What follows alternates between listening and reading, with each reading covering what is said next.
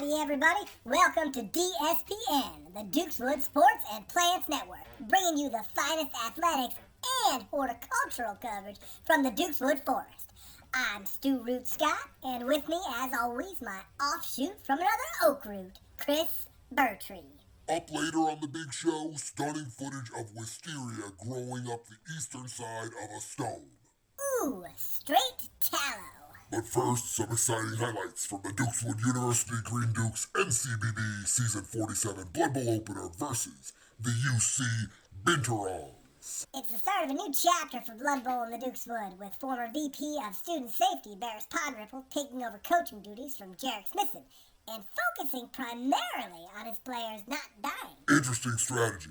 Not sure that's even possible, but an elf can dream. Let's pick things up in the rain-soaked first half, with the Binturongs threatening deep in Green Duke's territory, but looks like they leave a crack here, giving shifty Death Winner White Branch the chance to take down the ball carrier, even with that injured arm from last year. Look at him go. You love this. Whoop, and then whoop, and then whoop. He leaps and dodges his way in on the ball carrier here, cooler than the other side of the leaf, and then completely fails to make the block.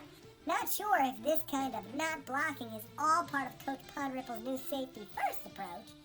Yeah, apparently he is rebranding the team's war dancers as peace dancers this season. Either way, the failed block allows junior catcher Faluvio Saiton to waltz in for the TD, putting UC up 1-0.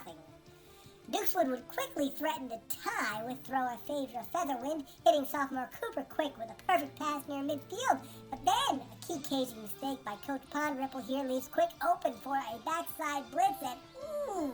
To quote my former colleague, Chrys Treberman, the other team's catcher must go down, and he must go down hard. Right into the mud. It's okay, though. He's a history of dirt major, so this was research. With the ball loose on the field, the Binturongs opted to surround it to prevent the score, but then a block here from Featherwind opens the possibility for senior lineman Merrick Birdsong, and He could go all the way! And Birdsong ties it up 1-1. Now we pick things up in the second half, where Duqueswood is playing shorthanded because two players have been tossed from the game for some nasty fouls. Wait, fouling? How does that fit in with Coach Podripple's safety first approach? Well, actually, Podripple's very pro-fouling. He said after the game, the safest way to hit your opponent is when they're already on the ground. And speaking of the ground, a key dodging error here sends White Branch to the turf. Yikes, a war dancer, I mean peace dancer, tripping on a dodge? Everyone just hates to see that. Well, everyone except dwarves and orcs. And humans, and any of the undead teams, beastmen, lizardmen, chaos. Right, basically anyone who's not a wood elf. So yeah, let's take a look at that again, and again, and again. Ooh, that definitely looks painful. Can we see it one more time?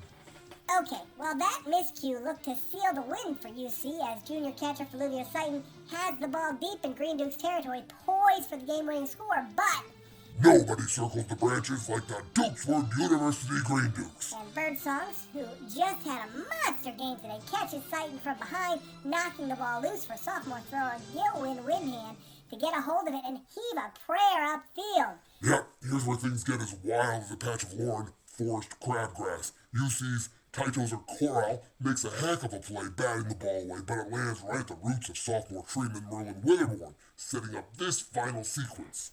As UC opts to stay far away from the ball in Weatherboard's branches, Duqueswood sets up a desperation Hail Fairy pass, and junior catcher Zindari Dawnwind goes back, and comes down with a catch. Tria! The Duqueswood University Green Dukes win their first game of the season in shocking come-from-behind fashion. Great stuff from those kids, and perhaps most shocking of all, no one died.